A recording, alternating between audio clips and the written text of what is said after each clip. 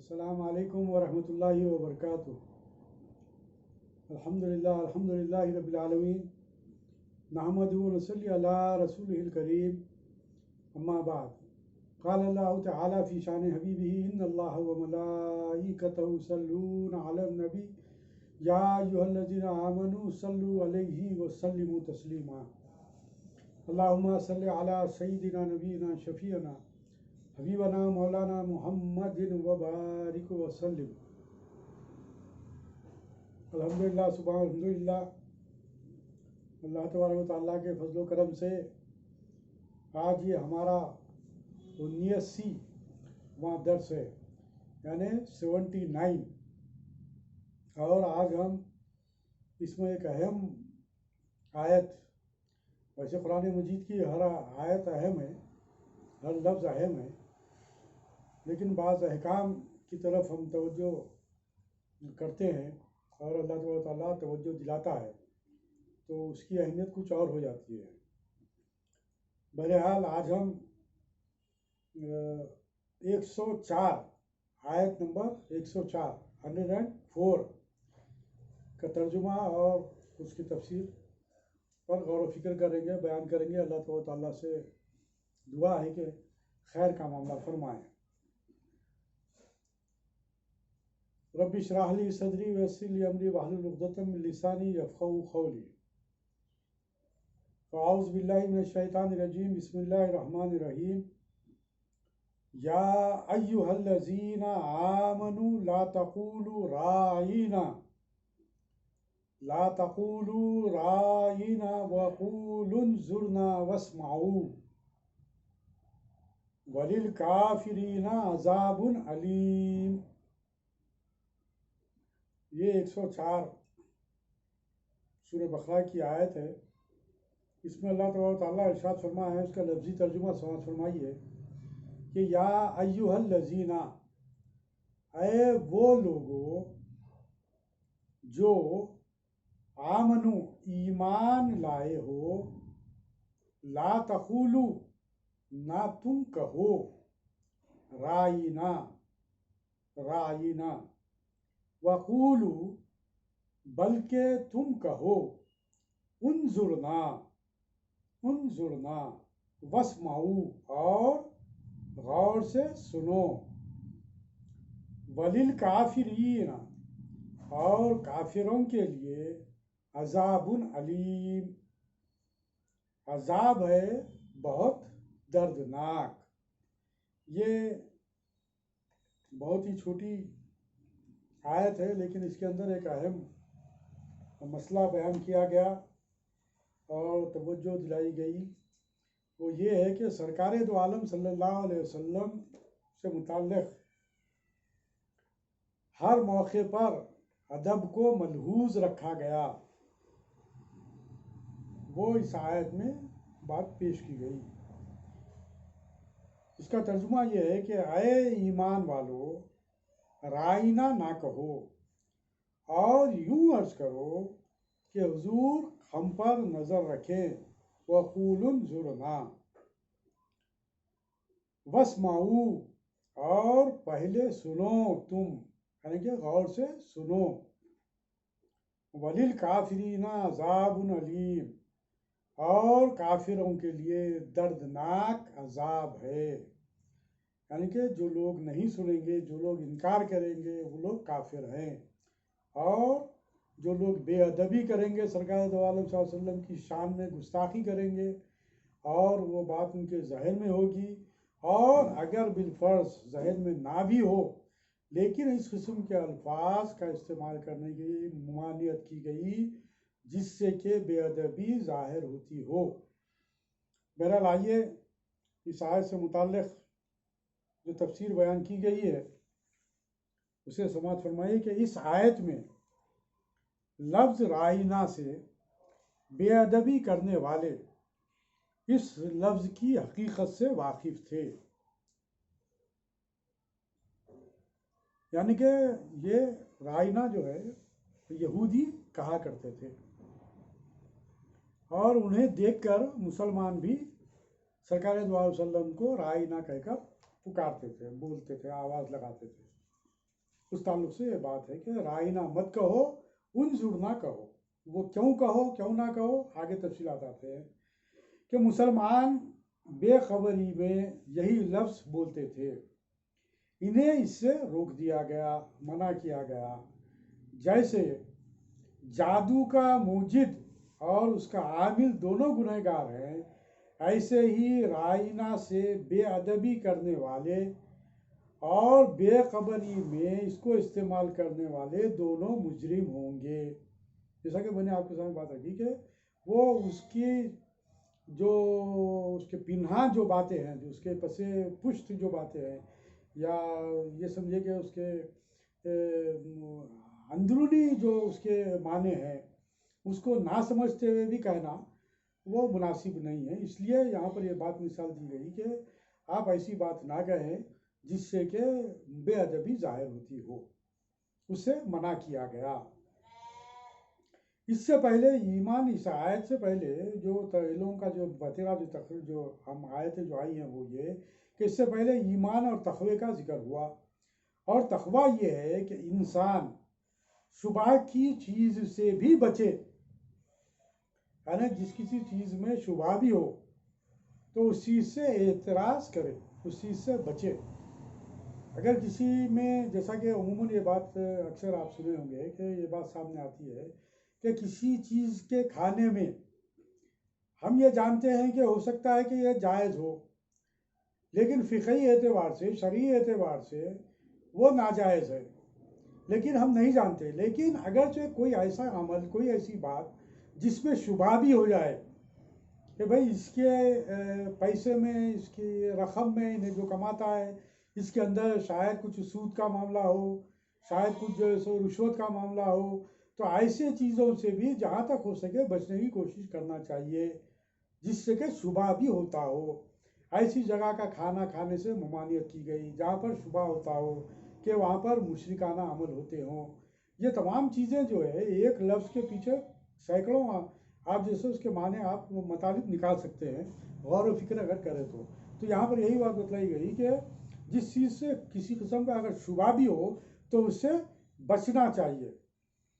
اب فرمایا جا رہا ہے کہ اے مسلمانوں متقی ہو، کیونکہ لفظ رائنا میں فاسد معنی کا شبہ ہے، اس سے بھی بچ جاؤ. شان نزول: حضور علیہ السلام جب صحابہ کرام کو کچھ تعلیم فرماتے تو حضرات صحابہ درمیان کلام میں عرض کرتے تھے کہ رائنا یا رسول اللہ،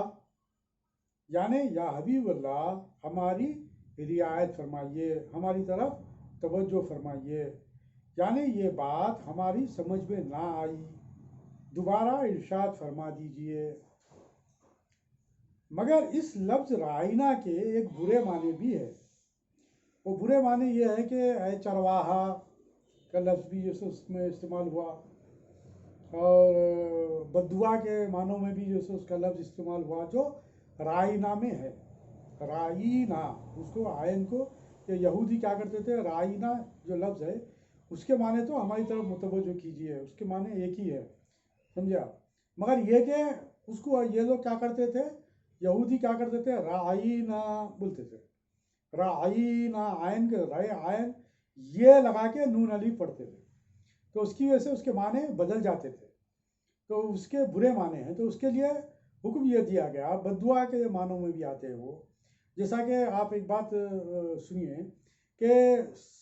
بسا اوقات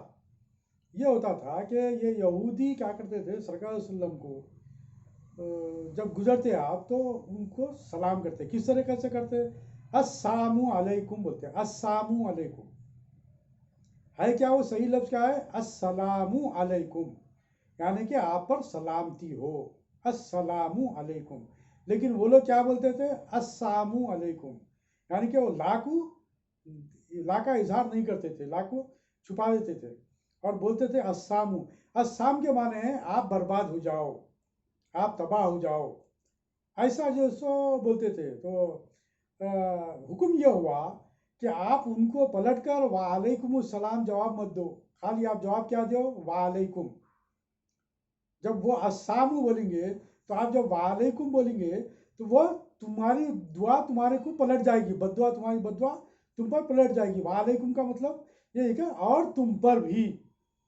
اور تمہارے لیے بھی، وعلیکم السلام ورحمۃ اللہ وبرکاتہ جو بولتے ہیں ہم کہ اللہ تعالیٰ تم پر بھی سلامتی اور رحمت اور برکتیں نازل کرے۔ تو یہاں پر جب وہ لوگ السلام علیکم بولتے تھے تو حکم یہ ہوا سرکار صلی اللہ علیہ وسلم کو کہ اور صحابہ کو اور بی بی عائشہ صدیقہ رضی اللہ تعالیٰ عنہ سے بھی اس بات پر انہوں نے غور کیا تھا تو ان کو بھی یہ بات کہی، تو یہ مسئلہ سامنے آیا کہ السلام کا جواب آپ وعلیکم بول دیجئے خالی، یعنی کہ تم پر بھی۔ تو اللہ تعالیٰ کا جب حکم یہ آیا تو اس وقت یہ بات سامنے آئی کہ ہم ان کی بد دعا وہ جو کہہ رہے ہیں اس کو تو ہم قبول نہیں کریں گے، لیکن آپ جو وعلیکم بولیں گے وہ ہمارے لیے قبول ہو جائے، قبول کریں گے اور ان کے اوپر بربادی لائیں گے۔ تو یہاں پر بھی رائنا کے معنی ان کے نظروں میں غلط تھے اور وہ لوگ سرکار صلی اللہ علیہ وسلم کا مذاق اڑاتے تھے، اس نظریے کے تحت یہ بات رائنا کا لفظ استعمال کرتے تھے۔ اسی بات کو سن کر چونکہ عربی میں رائنا کے معنی اچھے بھی ہیں کہ آپ ہماری طرف متوجہ ہوئیے، اسی بات کو پیش نظر رکھ کر مسلمان بھی رائنا کہتے تھے، تو اسے منع کر دیا گیا جس مسئلے میں جس لفظ میں شبہ بھی اگر پیدا ہوتا ہے تو اسے رک جانا چاہیے، اس کا اظہار نہیں کرنا چاہیے، اسے منع کیا گیا۔ دوبارہ ارشاد، لہذا یہاں پر آپ کو جو ہے اس بات سے روک دیا گیا اور ہم اس تفسیر میں عرض کریں گے کہ یہود نے اس برے معنی کی نیت سے یہ لفظ عرض کرنا شروع کر دیا اور دل میں خوش ہوئے کہ ہمیں بارگاہ عالی میں نہایت چالاکی سے گستاخی کرنے کا موقع مل گیا۔ ایک دن حضرت سعد بن معاذ رضی اللہ تعالیٰ عنہ نے ان کی زبان سے یہ لفظ سن کر فرمایا کہ اے دشمنان خدا، تم پر اللہ کی لعنت ہو، اگر میں نے اب کسی کی زبان سے یہ لفظ سنا تو اس کی گردن مار دوں گا، کیونکہ حضرت سعد بن معاذ رضی اللہ تعالیٰ عنہ اس لفظ کے یہ دوسرے معنوں سے بھی واقف تھے اور ان کی بدماشیوں سے وہ واقف تھے۔ اس بنا پر آپ نے ان سے کہا کہ اگر تم لوگ پھر دوبارہ اگر رائنا اگر کہو گے، سرکار صلی اللہ علیہ وسلم کے سامنے گستاخی کرنے کی کوشش کرو گے تو میں گردن مار دوں گا۔ تو یہودیوں نے کہا کہ ہم پر تو آپ ناراض ہوتے ہیں، مسلمان بھی تو یہی کہتے ہیں۔ اس پر آپ غمگین ہو کر حضور کریم صلی اللہ علیہ وسلم کی خدمت میں حاضر ہوئے، آئے ہی تھے کہ یہ آیت نازل ہوئی۔ یہ اصل شان نزول جو بات بتلایا گیا وہ یہ، اس کی وجہ سے یہ آیت نازل ہوئی جس میں رائنا کہنے کی ممانعت فرما دی گئی اور اس معنی کا دوسرا لفظ انظرنا کہنے کا حکم دیا گیا۔ اے ایمان والو، تم ہمارے نبی علیہ السلام سے نیک نیتی اور صفائی دل کے ساتھ لفظ رائنا بول دیتے ہو، جس کا یہ مطلب ہوتا ہے کہ حضور ہم نے یہ بات نہ سنی، ہم پر نظر کرم فرمائیے، معنی اس کے یہ بھی ہے، اور دوبارہ فرما دے۔ مگر تمہارے اس لفظ کے خراب معنی بھی ہیں اور اس سے دشمنوں کو بے ادبی اور گستاخی کرنے کا موقع مل جاتا ہے، لہذا تم یہ لفظ اچھی نیت سے بھی بولنا چھوڑ دو تاکہ گستاخی کا دروازہ بند ہو جائے، اس کے بجائے انظرنا کہہ دیا کرو، اس سے تمہارا مقصد پورا ہو جائے گا اور بے ادبی کا بھی شائبہ نہ رہے گا۔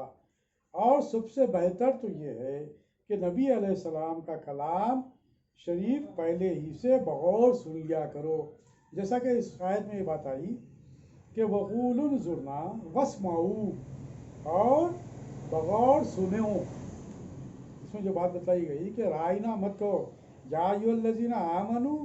لا تقولوا رائنا، اے ایمان والو رائنا نہ کہو، اور یوں عرض کرو انظرنا وقولوا انظرنا،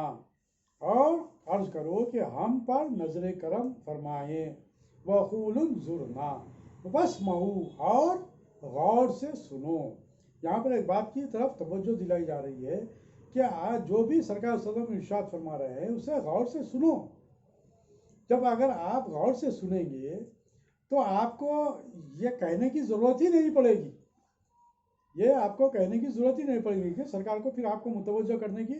مزید ضرورت نہیں پڑے گی۔ اس لیے کہا گیا کہ غور سے سنو، اور پھر آگے یہ بات کہی جا رہی ہے کہ وَلِلْكَافِرِينَ عَذَابٌ علیم، اور کافروں کے لیے دردناک عذاب ہے۔ اب اس کی خلاف ورزی نہ ہو، یعنی کہ اب جو بات کہہ دیا گیا، اب جو یہاں پر فیصلہ ہو گیا، اللہ تعالیٰ کا حکم آ گیا کہ رائنا نہ کہو، اب اس پر پابند ہو جاؤ، بلکہ انظرنا کہو۔ اب جو کوئی رائے نہ کہے گا، یہاں پر دیکھیے آپ، یہاں پر تنبیہ کی جا رہی ہے کہ جس بات سے منع کیا گیا اس سے رک جانا ایمان کی علامت ہے، ایمان والوں کی علامت ہے، اور ایمان حقیقت میں وہی ہے کہ جس چیز سے منع کر دیا گیا اس سے رک جائے، اور جس چیز کو کرنے کے لیے کہا گیا اس پر عمل کرے۔ اب جو کوئی رائے نہ کہے گا وہ کافر ہوگا، اور کافروں کے لیے دردناک عذاب ہے۔ اب اس میں چند نکات ہمارے سامنے جو آتے ہیں وہ مزید آپ کے سامنے رکھوں گا کہ قرآن کریم نے دربار مصطفی کی حاضری کے آداب، بیٹھنے اٹھنے کے طریقے، کھانے پینے کے آداب، گفتگو کرنے کے ڈھنگ سب سکھائے، ہر چیز یہاں پر بیان کر دی گئی۔ اسی لیے کہتے ہیں کہ دین اب مکمل ہو چکا ہے، لہذا اب جو کچھ بھی قرآن میں ہے، جو کچھ بھی سرکار صلی اللہ علیہ وسلم کے ارشادات ہے، وہی دین ہے، اور اسی پر عمل پیرا ہونا پڑے گا۔ اور اللہ تبارک و تعالیٰ نے ہر بات کو وضاحت کے ساتھ پیش کر دیا۔ تعظیم مصطفیٰ علیہ السلام تمام عبادات سے مقدم ہے اور سب سے بڑھ کر اہم فرض، کیونکہ قرآن کریم نے نماز روزے کے احکام میں اتنی سختی نہ فرمائی جتنی کہ یہاں فرمائی، کہ حکم کے بعد اسمعوا بھی کہا، یعنی کہ رائنا نہ کہو، انظرنا کہو، اور اس کے ساتھ ساتھ اسمعوا بھی کہا، کہ یعنی کہ غور سے سنو، یعنی خوب سن لو، اور خلاف ورزی کرنے والوں کو کافر فرمایا، اور کافر کی سزا دردناک عذاب ہے، یہ بیان کیا گیا۔ للکافرین سے ارشاد معلوم ہوتا ہوا کہ حضور صلی اللہ علیہ وسلم کی شان میں بے ادبی کا لفظ بولنا کفر ہے۔ اسی لیے تو قرآن مجید میں دوسرے مقامات پر بھی کئی آیات میں یہ بات بتلائی گئی کہ سرکار صلی اللہ علیہ وسلم کے سامنے بہت ہی آداب کے ساتھ جائیں، بہت ہی ادب کے ساتھ اٹھیں بیٹھیں۔ آپ کو اپنی طرف متوجہ کرنا بھی ہے تو یہ بات آپ کے سامنے آ گئی۔ ہاں، سرکار صلی اللہ علیہ وسلم کی آواز سے اونچی آواز میں بات مت کرو، ورنہ یہی بات ہے، ورنہ تمہارے تمام اعمال کو سلب کر لیا جائے گا اور تمہیں پتہ بھی نہیں چلے گا۔ کس قدر سخت بات ہے، دیکھیے آپ کے سرکار صلی اللہ علیہ وسلم کے جو آداب ہیں، سرکار صلی اللہ علیہ وسلم کے تعلق سے جو تعظیم جو بتلائی گئی وہ یہ کہ رسول اللہ صلی اللہ علیہ وسلم کے سامنے اونچی آواز میں بھی بات مت کرو۔ اسی لیے آج بھی الحمدللہ ثم الحمدللہ یہ ہمارا عقیدہ ہے، اور اسی بنیاد پر ہم سرکار دو علیہ وسلم کے روضہ اطہر پر بھی جب ہم جاتے ہیں تو وہاں پر پورے ادب و احترام کے ساتھ جاتے ہیں، اپنی نظروں کو جھکائے ہوئے جاتے ہیں، اور وہاں پر بھی کوئی آواز سے بات نہیں کرتے، اس لیے کہ ایسا نہ ہو جائے کہ آواز بلند کرنے کے جرم میں پکڑے جائیں اور تمہارا ایمان بھی سلب ہو جائے، اور اس بات سے غفلت میں پڑے رہے لیکن ایمان ختم ہو جائے گا۔ اسی لیے سرکار صلی اللہ علیہ وسلم کی تعظیم اہم ترین مسئلہ ہے۔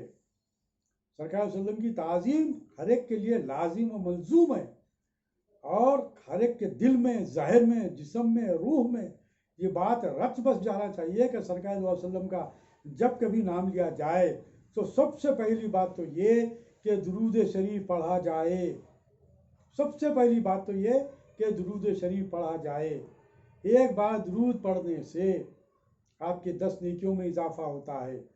10 گناہوں کو معاف کر دیا جاتا ہے، آپ کے 10 درجات میں بلندی عطا فرماتا ہے، اللہ اور اس کے فرشتے آپ پر رحمتیں نازل فرماتے ہیں، آپ پر درود و سلام بھیجتے ہیں۔ تو یہ چیزیں جو ہے یہ سرکار صلی اللہ علیہ وسلم کی تعظیم میں بیان کی گئی اور اس کا حکم دیا گیا۔ تو یہاں پر بھی یہی بات کہی گئی کہ یہ جو یہودی لوگ جو گستاخی کرنے کے نظریے کے تحت رائنا کہتے تھے، تم اب اس بات سے رک جاؤ اور سن لو غور سے یہ بات، اب دوبارہ اگر تم پھر سے اگر رائنا کہو گے تو تمہارا شمار بھی کافروں میں سے ہو جائے گا، لہذا تمہیں منع کیا جاتا ہے، اور اب تم رائنا نہ کہو بلکہ انظر نہ کہو جہاں کہیں بھی ایسا موقع آئے، ورنہ بات تو یہاں پھر سے وہی کہ بات تو یہی تھی کہ جو بھی سرکار کہے اسے غور سے سن لے۔ حضور کریم صلی اللہ علیہ وسلم سے رحم و کرم کی درخواست کرنا، یا رسول اللہ انظرنا حالنا، بالکل جائز ہے، کیونکہ یہاں نظر بمانے دیکھنا نہیں بلکہ بمانے مہربانی کرنا ہے۔ لا ینظرنا علیہم، اور سب مسلمانوں کو خواہ کہیں کسی زمانے میں ہو انظرنا کہنے کا حکم ہے، کیونکہ قرآن کریم میں مطلقاً ایمان والوں سے خطاب ہوا ہے، الفاظ کے اطلاق کا اعتبار ہوتا ہے، خیال رہے کہ سارے شرعی احکام ہمارے مرتے ہی ختم ہو جاتے ہیں، مگر حضور کریم صلی اللہ علیہ وسلم سے نظر کرم کی درخواست وہ عبادت ہے جو قبر و حشر میں رہے گی، ہر جگہ حضور کے صلی اللہ علیہ وسلم کے کرم کی ہمیں ضرورت ہے، قیامت میں سب سے پہلے حضور کی تلاش، پھر حضور کریم صلی اللہ علیہ وسلم کی شفاعت ہوگی، پھر دوسرے کام حساب و کتاب وغیرہ تو قول انظرنا پر ہر جگہ عمل میں ہوگا۔ بہرحال اس آیت کے ذریعے ہمیں جو بات معلوم ہوئی وہ یہ کہ سرکار دو عالم صلی اللہ علیہ وسلم کی تعظیم ہمارے لیے بے حد ضروری ہے، سرکار دو علیہ وسلم کی چاہت، محبت، الفت اور سرکار دو علیہ وسلم کے دربار میں حاضری ہمارے لیے باعث افتخار، باعث نجات، اور بھی سرکار دو عالم صلی اللہ علیہ وسلم کی حاضری کے موقع پر بھی ادب و احترام کے ساتھ جانا، ادب و احترام کے ساتھ آنا، اور سرکار دو عالم صلی اللہ علیہ وسلم پر درود بھیجتے رہنا۔ دوسری بات یہ اس کے مفہوم میں یہ بات آپ کے سامنے رکھا، یہاں پر تو جو بات کہہ دی گئی وہ یہ کہ سرکار دو علیہ وسلم کی تعظیم کی جائے۔ اللہ تعالیٰ سے دعا ہے کہ جو کچھ بھی ہم کہہ رہے ہیں، سن رہے ہیں، اس پر عمل کرنے کی توفیق عطا فرمائے، اور ہمارے دلوں میں اللہ تعالیٰ سرکار دو عالم صلی اللہ علیہ وسلم کی محبت کو بھر دے۔ ہماری زندگی کا مقصد اللہ اور اس کے رسول صلی اللہ علیہ وسلم کی خوشنودی اور رضا ہے، اسی لیے ہم دعا کرتے ہیں کہ ہمیں اللہ کی فضل و کرم چاہیے اور سرکار کی شفاعت چاہیے، سرکار کی نظر کرم چاہیے۔ اللہ تعالیٰ ہم سب پر سرکار صلی اللہ علیہ وسلم کی نظر کرم عطا کر دے تاکہ ہماری دنیا اور آخرت کامیاب ہو جائے۔ ربنا آتنا فی الدنیا حسنۃ وفی الآخرۃ حسنۃ وقنا عذاب النار۔ ربنا لا تزغ قلوبنا بعد إذ هديتنا وهب لنا من لدنك رحمة إنك أنت الوهاب۔ ربنا لا تؤاخذنا إن نسينا أو أخطأنا، ربنا ولا تحمل علينا إصرا كما حملته على الذين من قبلنا، ربنا ولا تحملنا ما لا طاقة لنا به، واعف عنا واغفر لنا وارحمنا أنت مولانا فانصرنا على القوم الكافرين۔ سبحانك اللهم وبحمدك أشهد أن لا إله إلا أنت أستغفرك وأتوب إليك، بفضل سبحان ربك رب العزة عما يصفون وسلام على المرسلين والحمد لله رب العالمين۔